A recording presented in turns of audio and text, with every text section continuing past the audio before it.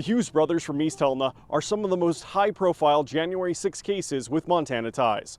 On Friday, Jerod Hughes was sentenced for his admitted actions at the U.S. Capitol that day. On Friday in Washington, D.C., Federal District Court Judge Timothy Kelly sentenced Jerod Hughes to 3 years and 10 months in prison. He will also have to pay $2,000 in restitution. The Hughes brothers pleaded guilty to obstruction of an official proceeding and aiding and abetting on August 25th.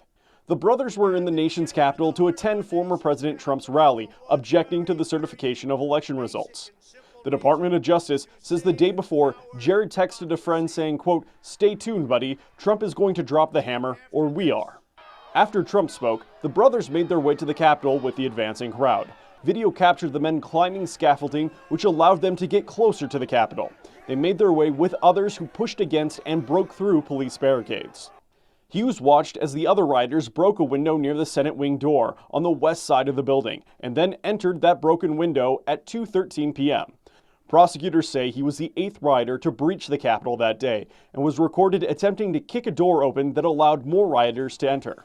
The brothers were at the front of the crowd as it moved through the Capitol. They quickly encountered Officer Eugene Goodman, who led rioters away from the Senate chambers, which was still being evacuated at the time.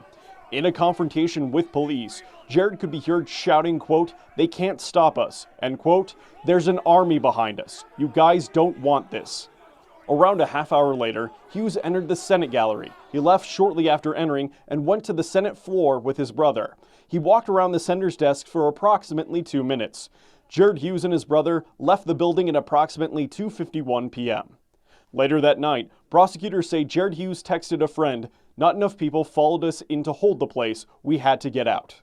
On January 11, 2021, the Hughes brothers voluntarily turned themselves into Helena police after seeing news reports that the FBI was trying to identify them.